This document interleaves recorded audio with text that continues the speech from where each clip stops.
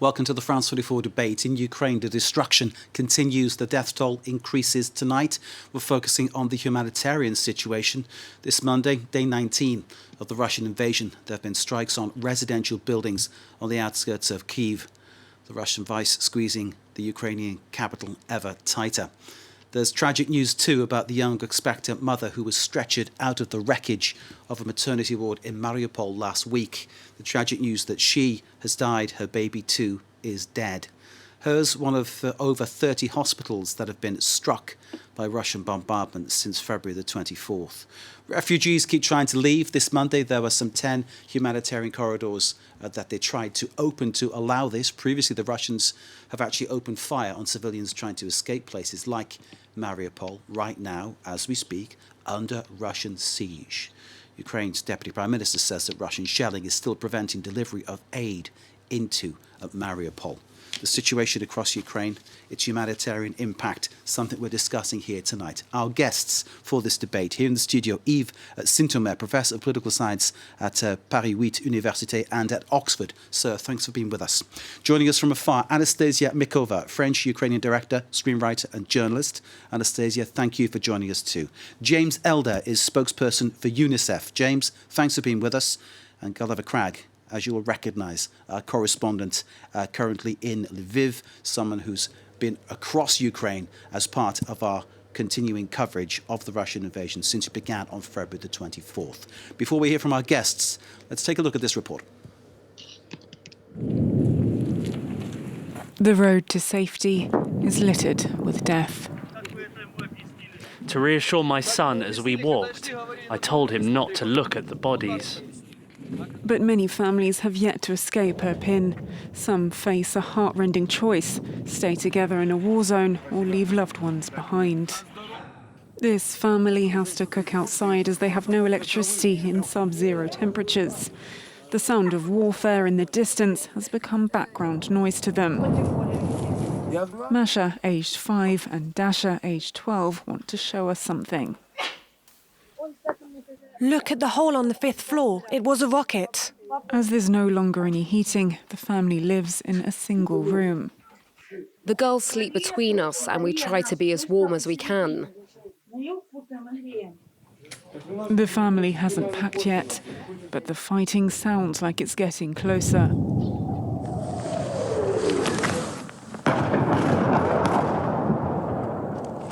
The cameraman sprints for cover.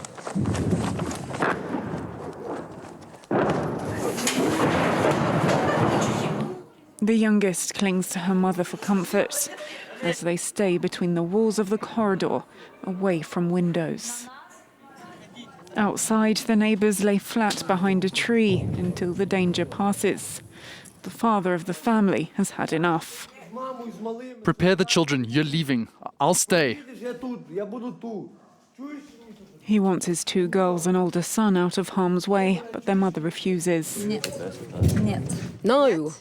No. Get ready. No one's going to force me. I'm not going anywhere. The children look on as the parents argue. The family's grandmother is ill and refuses to travel. Escaping to safety would mean leaving her behind. You take the kids and leave. Be a man.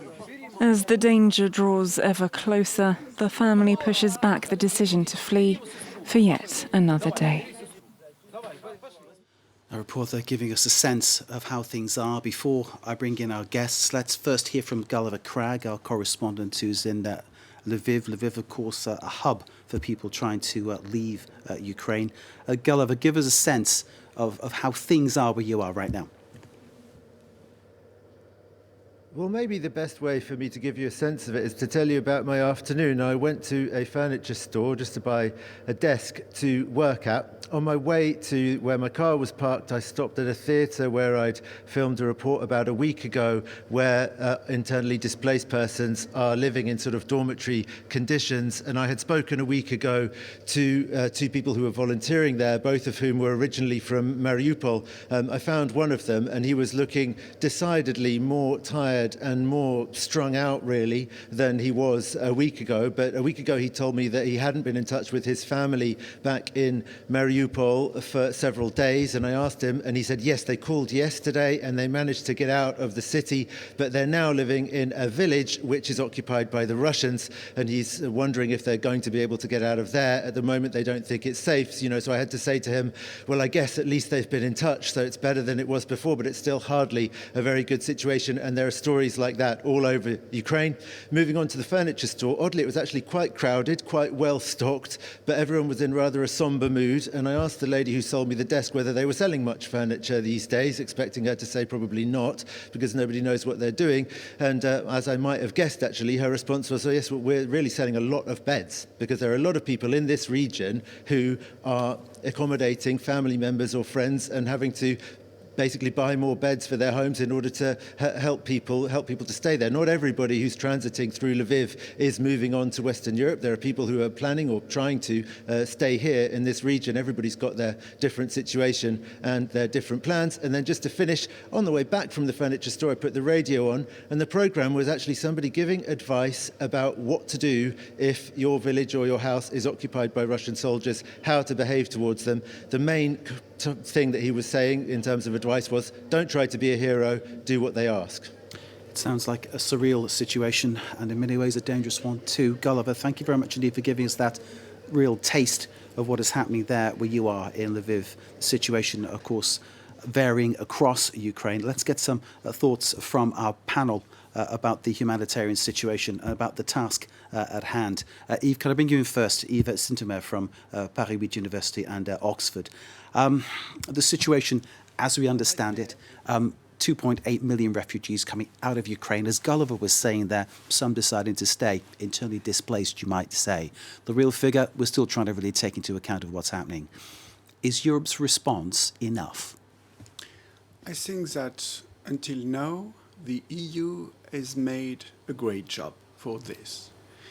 To some extent, we have done what Angela Merkel said a couple of years ago. For another refugee crisis, wir schaffen das. We'll make it. And we've done it. We've made it. As long as the war goes on, there will be more refugees, more need for humanitarian aid, and we have to be prepared to this. And on the long term, we should also think that our values, our welcoming these refugees, should not be reserved only when there is a war in Europe, but that refugees, whether they are European or not, whether they are white or black or other colors, merit our respect and merit our aid. Indeed, and what you've hit on there straight away is this idea that there's been one reaction to Ukraine refugees, very different to the reaction to Syrian refugees, very different to the reaction to refugees coming from sub-Saharan Africa looking to relaunch their lives, to get a life actually in Europe. You're saying there's actually that sort of discrepancy here in Europe that really we need to all look at. Yes, I think that we've seen these terrible images. The war is horrible everywhere in the world. And those who suffer most are civilians, are kids, are those who are not responsible for the war. And we have to realize also, when we look back, that military intervention, be it in Iraq, in Libya, in Afghanistan, and now this terrible invasion of Ukraine, always put a huge load on ordinary people. Yves, thank you for now. Let's bring in Anastasia Mikkova, French-Ukrainian director, screenwriter, journalist. Anastasia, hope you can hear us. We can't yet see you, or I can't yet see you, but there you are. Great to see you.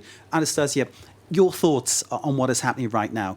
Clearly, a massive humanitarian crisis is sweeping Ukraine and sweeping into Europe. Right. Good night, and well, thank you. I can't be as neutral as Yves, who talked, just before me, because even though I'm a journalist and a film director myself, I'm also Ukrainian, and my family is directly touched by what is going on. So I can tell you firsthand how it goes and how the humanitarian corridor and all the rest functions, for the last 2 weeks. I would like to start from a very positive thing, let's say. Since part of my family came here to France they have really been taken care of in a way, and I completely agree that others and the refugees from other conflicts have not been taken care of, I would say, lately. And they have been provided help, assistance, a lot of people really being there for them and trying to kind of to help in all the possible ways. But I would say that the most difficult would be when it lasts. And obviously we know that it won't be just a week or two or something. It's a conflict that will last and it will take time. And so what will happen when it won't be maybe the news, and it won't be in the news as it is every day? That's really a big question. Indeed, one of the issues about the news agenda as it moves on, it obviously creates a different sense of the way these things are presented. And you're right, Anastasia, to point that out, that there does come a point when there becomes a kind of fatigue in the eyes and the heads of the people who are watching the news, and sometimes, I'm sad to say, in the eyes and the heads of the people who are doing the news when it comes to this. How important is it that the story is told clearly, as it is on the ground, by the likes of yourself, by the likes of us?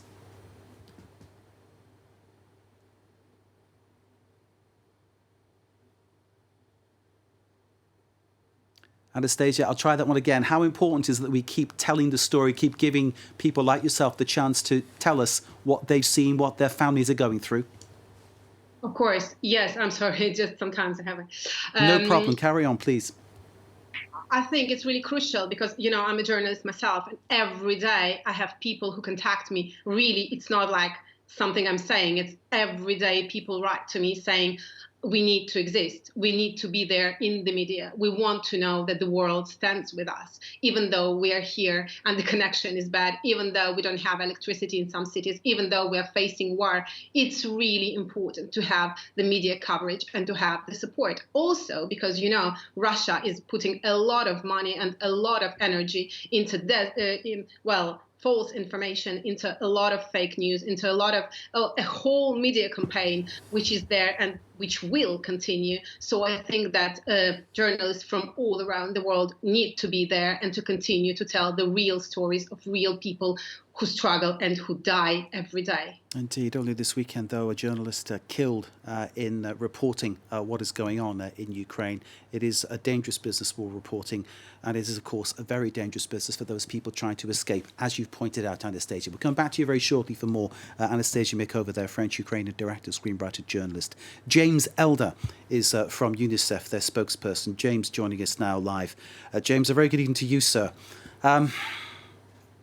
The number of refugees that are minors, children, young adults, no, children, let's be straight, children. It is overwhelming, isn't it? It's more than 50%, isn't it, I think?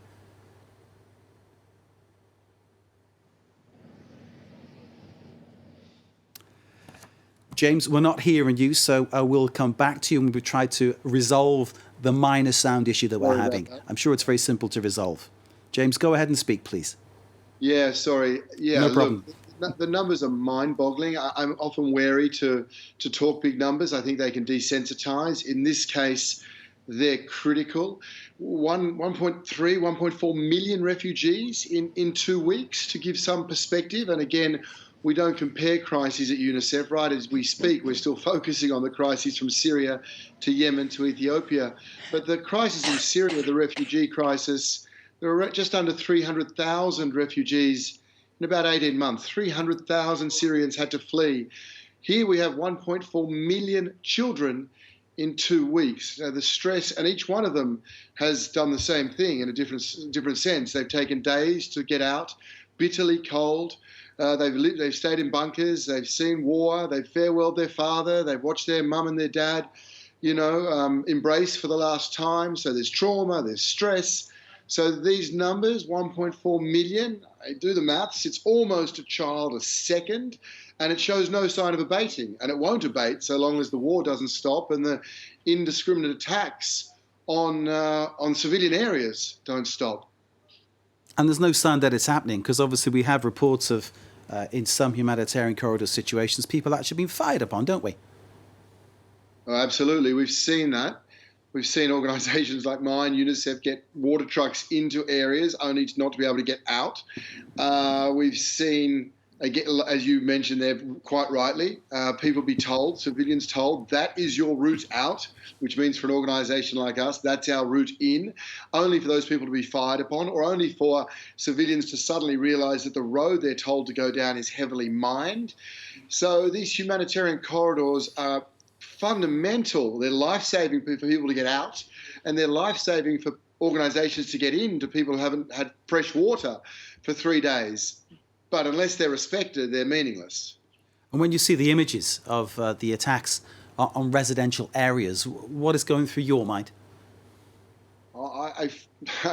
It gives me a chill every second, because I spend almost, I'm in Geneva now. I came back on the weekend for 5 days. I spend every day talking at train stations, at borders, in refuges, to mums and children about what they go through, and every single person's story had something that was visual, that gave you a sense of what they had endured, whether it was the mother who lay across her child at night time in a bunker, well, a basement, not for warmth, but because she thought that gave some sort of additional protection in case glass shattered through, or worse, or the little 7-year-old girl who spoke in horror about all the rats that were there, but her mother said, well, rats, but hopefully not bombs. Story after story. So it's difficult, obviously, but at the same time, the inspiration that these people give, because they have a resolve to continue to look after one another. But as one mother said to me, James, I'm terrified if I make one wrong decision, I will lose the power for further decisions for my children. I'm terrified if I get one thing wrong, then suddenly I'm powerless in this war. So they're holding on to the last things they've got. Most of them are deciding that their only option for safety for their kids is to leave their country. James Elder, just back from Ukraine, speaking to us from Geneva. James, back to you in a moment. Thank you very much indeed for giving us that sense of what you're feeling, what you've seen, what goes on in your mind, and how UNICEF is trying its best to do what it can for the children of Ukraine. Let's get another eyewitness account from one of our correspondents. Emmanuel Jazz joins us now from the Poland border. Emmanuel's been there for many days now. Emmanuel, you were there from the start of this whole crisis.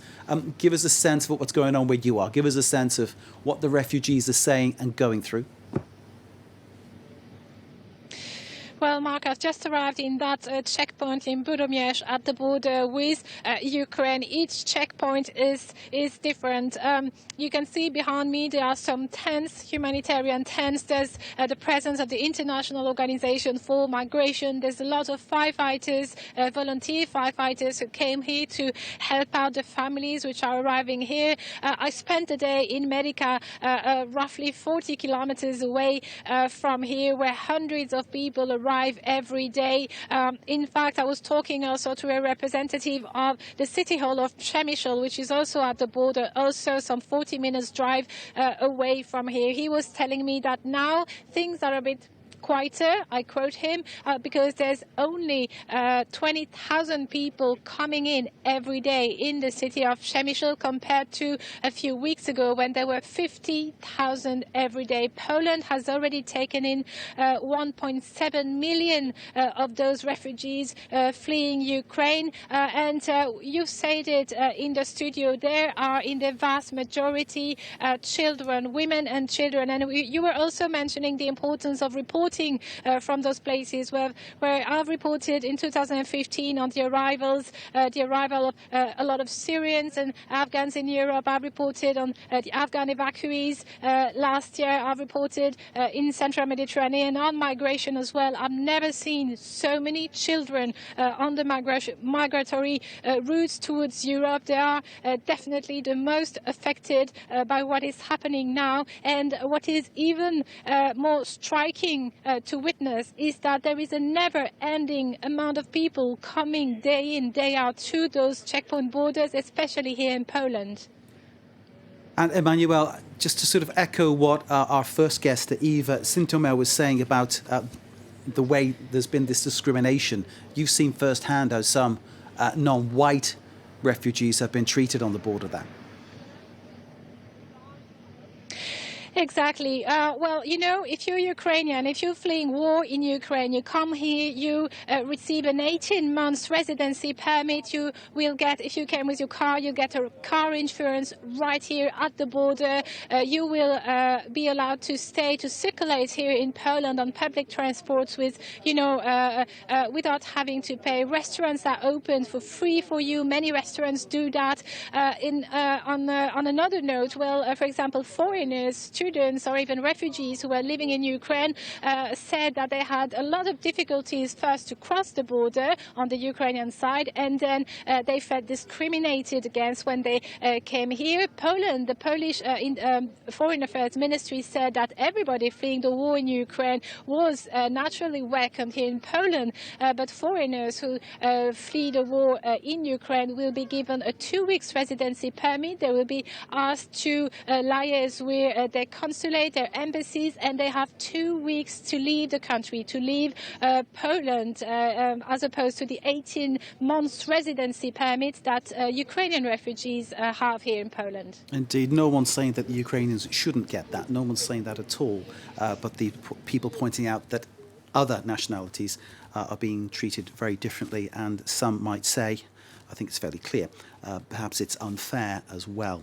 Our guests then, Emmanuel Jazz there on the Poland border. We've got James Elder from UNICEF, Anastasia Mikkova, French-Ukrainian director, screenwriter and journalist. Now here in the studio, back to Yves Sintomer, Professor of Political Science at Paris-8 University and Oxford. We've got an idea now about the scale of what we're looking at. I'm wondering if there's anything else that Europe can do apart from offer its spare rooms, offer its spare places to stay. Is there anything else that Europe can be doing to actually try to improve this situation? What do you think? Well, the longer the war will last, the worse the situation will be. Where we face a brutal, quite brutal aggression from Russia, and it needs to be stopped as soon as possible. And there are two means. The first is to help also military, Ukrainian, with defensive arms. Europe is doing this. And the other is to push for a diplomatic solution and to impose a diplomatic solution. It's easier to say than to reach, but still, we have to keep in mind these two goals and to be ready for the worst in terms of flux of refugees, which could be even bigger than they are now. Next round of talks on the Belarus border between Ukraine and Russia set to happen in around about 24 hours' time. Can you look at me now and tell me there's going to be any kind of progress? Do you sense there can be any kind of progress? I mean, it's quite difficult to say because I'm not, I'm not knowing what especially Putin think about it and what the Ukrainian president think about it. But it's clear that if we want to have a diplomatic solution, each party will have to make concessions. Unfortunately, it would have been much better not to have this situation, for sure.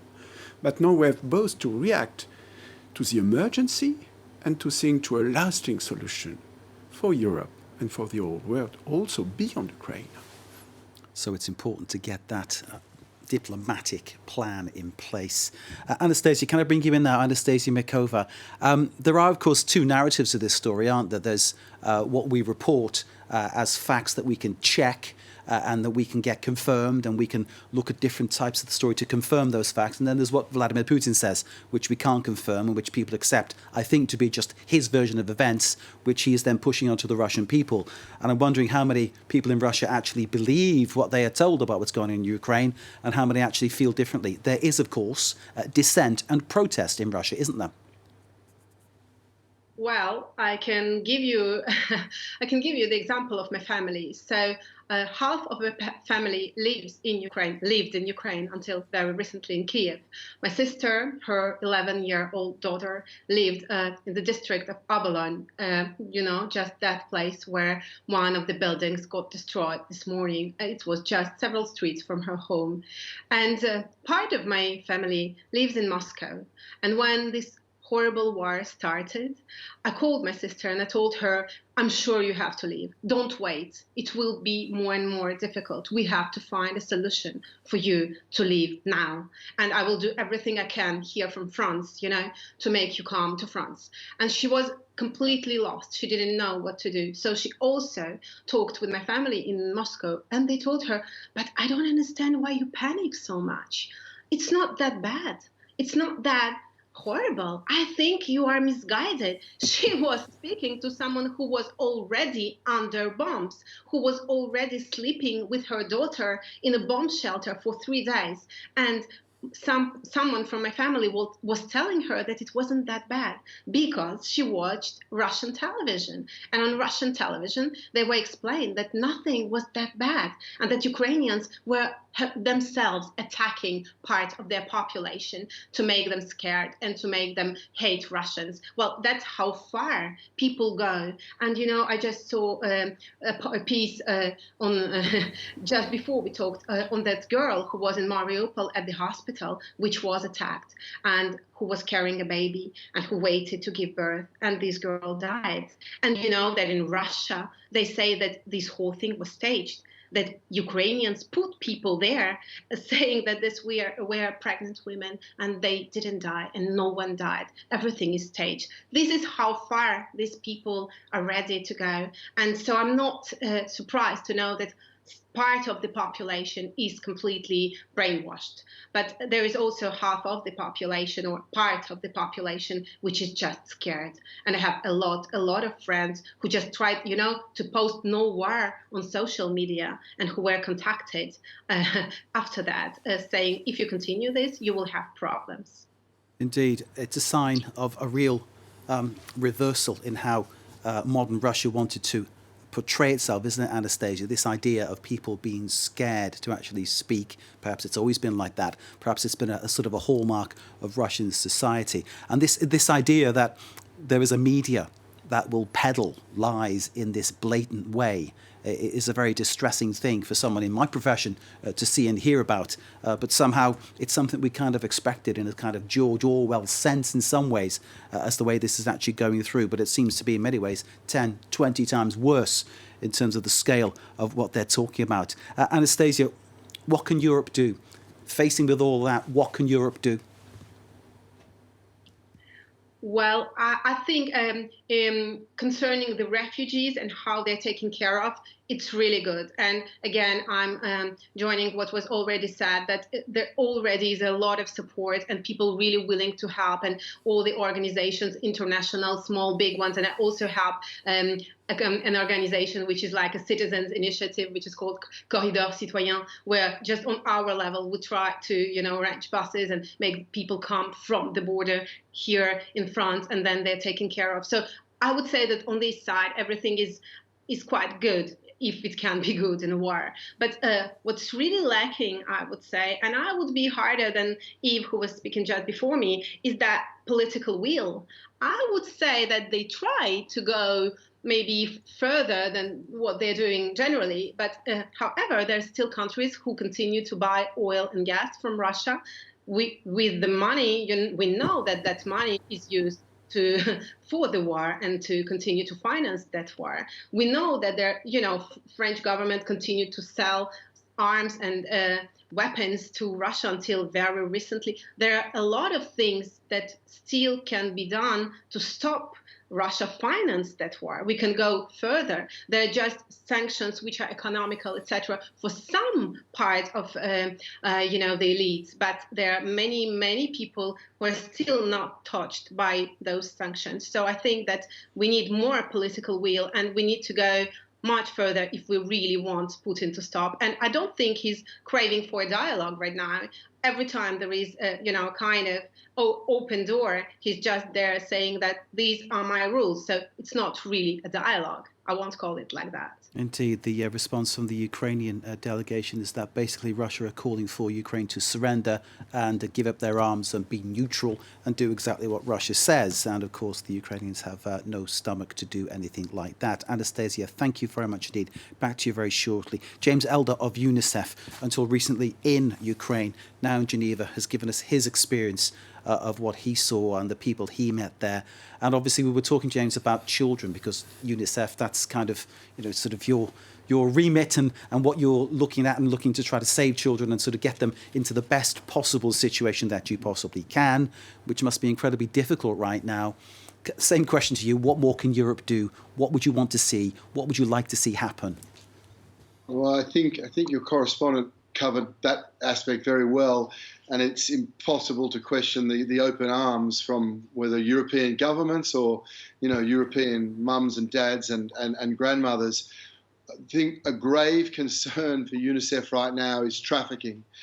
Again, 1.4 million children, something like 70,000 a day.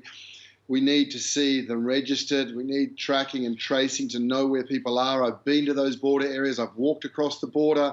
You see buses and minivans just calling out names of cities in European capitals and people getting on board.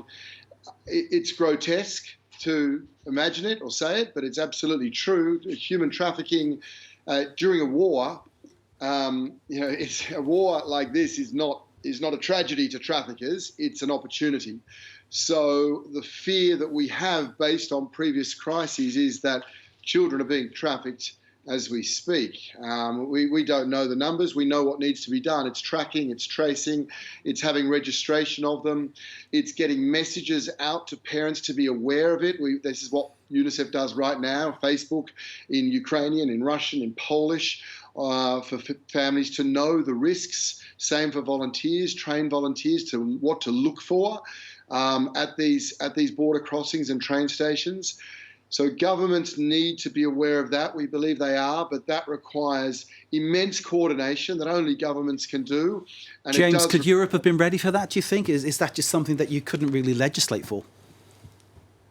They can. They're legislated. They have laws in place. It's just that it needs to be operationalised yesterday. We've already had 1.4 million children go through those borders, largely without registration, because the system was such just to get people safe out of a war zone. The great challenge now is to make sure they're registered and safe. If you take less than 1% of those children who could be, in the arms of traffickers, you're still looking at thousands of children. So governments know what needs to happen. There's policing as well, but it does need emergency focus right now, because those numbers of children continue to flee across the borders. And as I say, trafficking is a genuine business, of course, in Europe. James Elder of UNICEF, for the moment, thank you very much indeed. Poland hosts the 4th largest refugee population in the world now.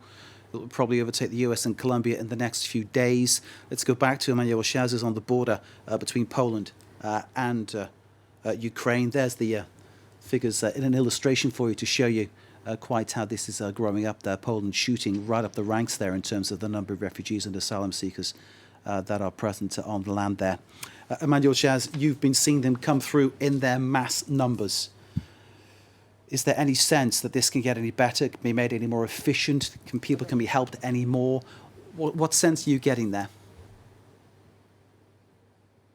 Well, I don't have the sense, the feeling that this amount of people coming every day is going to diminish anytime soon. In fact, I talked to border guards yesterday, and they were telling me that the queue on the Ukrainian side was even bigger than right after February 24th, when the Russian aggression against Ukraine started.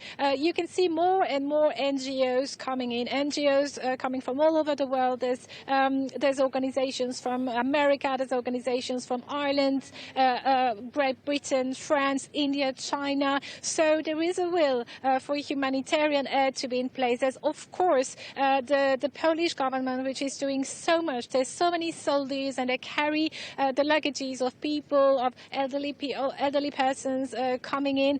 There's also police officers. There's people here. There is goodwill, as we said earlier, in the studio, but it's still not being very well organized, and of course a lot of interrogations. Now we are seeing a wave of solidarity. Now Polish families open their houses. They do they do agree to host someone for a given time, because it's a war situation, you know, and it's a neighboring country. They feel they have to help, but the financial cost of hosting this population, this 1.7 million Ukrainians who came in the country, at some point will raise questions. Last Thursday, the Polish government voted an emergency aid package of 1.6 billion euros to respond to the immediate need to try and tackle this humanitarian crisis. But yesterday, Warsaw's mayor also called